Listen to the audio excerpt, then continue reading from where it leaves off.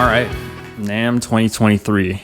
So this year was my first time going out to the NAMM show, and I just wanted to make a quick video to talk a little bit about what some of the highlights were for me, how the experience was overall, and also to talk a little bit about some of the things I learned about the show while I was there and before going. In case you're thinking of going for the first time, potentially sometime in the future, hopefully some of that information is helpful for you. So if you're new here, my name's Albert. I mainly play guitar, and I went to NAMM this year mainly to check out guitar related things. So that's what I'm going to be talking about for the most part. And yeah, let's jump right into it. So I flew out to Anaheim a day before the show, and I left a day after, and I stayed for the full 3 days. And overall, it was a really cool experience. I mainly was hanging around in Hall D, which is one of the 4 halls in the convention center. And that's where I spent most of my time, since that's where all the guitar companies and guitar related companies were. I also spent, some time in the other parts of the convention center, but a vast majority of my time was spent, in that one section of the convention center. So probably the biggest highlight of the show for me personally was getting the chance to stomp by the Aristides Guitars booth. So right now I have 2 guitars on order from them, and here's what they currently look like. I can put it up on the screen. But yeah, getting the chance to meet the guys behind the company, and also to try out all the different guitars that they brought to the show was a really cool experience. All the guys are super nice. The instruments are just absolutely phenomenal. I was probably spending at least, 2 hours a day on each of the days just playing the different guitars that they brought, just because they were super, super nice. And this is the first time I bought a guitar where I was able to meet the owner of the company that I bought from, and, some of the employees as well.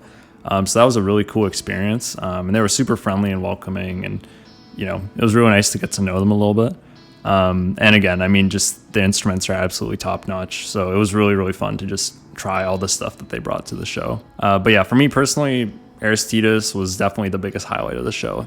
That was really, really cool. Another cool thing was the Neural DSP booth. I've personally been using some of their plugins for a while now, and they had a really cool booth at the show. They had a lot of nice sort of test stations where you could test different plugins of theirs, or the Quad Cortex, which is like their effects unit. For me, that was probably the coolest thing, just because I've never tried it before, and it is a pretty cool piece of tech. And they had a whole bunch of different guitars that you could play through, and overall it was a really, really nice setup. They also hosted a bunch of different events every day.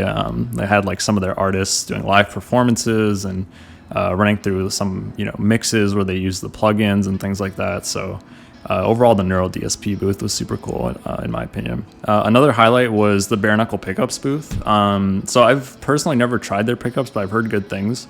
So it was cool to just be able to go to the booth and be able to test pretty much any of their pickups. I think they brought a guitar with every set of pickups in it, so you could try pretty much anything. And it was nice to be able to test different pickups on the same rig, so you could actually hear the differences in sound and things like that. So that was pretty cool, and definitely gave me a sense of what their product range is like in terms of their pickups.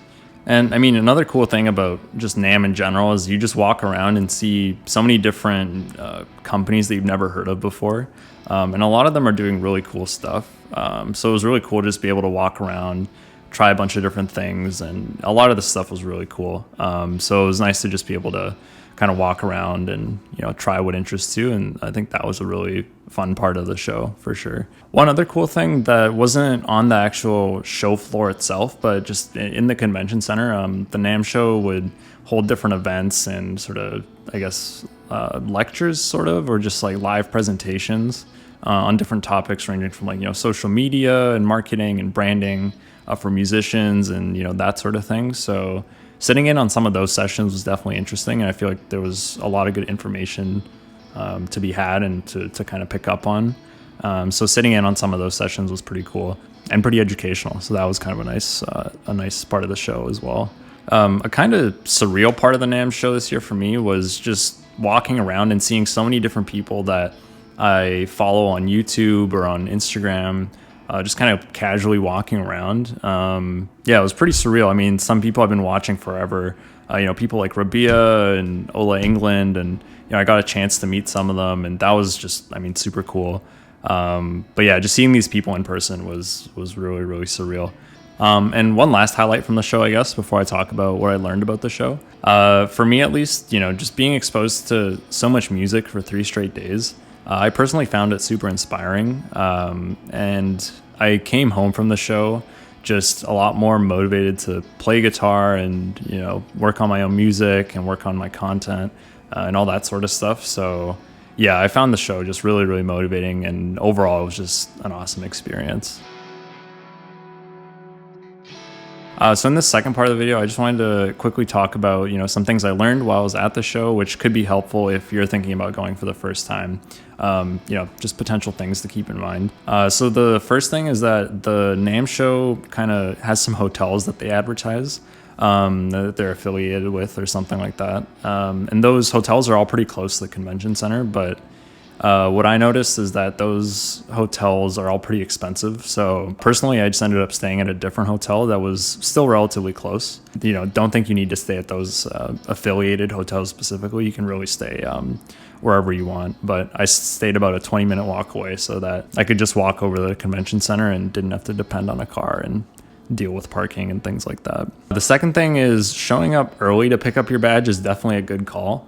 I showed up at 7:30 a.m. on day 1, and there was absolutely no line for the badge pickup. I've heard that the later on in the day it gets, the line can get pretty long. So I would personally recommend just going early and avoiding the line so that you don't have to spend part of one of your days just waiting in line to pick up your badge. This year, I think badge pickup opened at 7 a.m. on each of the 3 days. So you can just go as early as you can on whichever day is your first day at the show. And that way you can avoid any, long lines and things like that. Another good thing to do for the show is to make sure you have a set of earplugs handy, just in case if you need them, especially in the, guitar and bass section with all the amps and things like that people play through.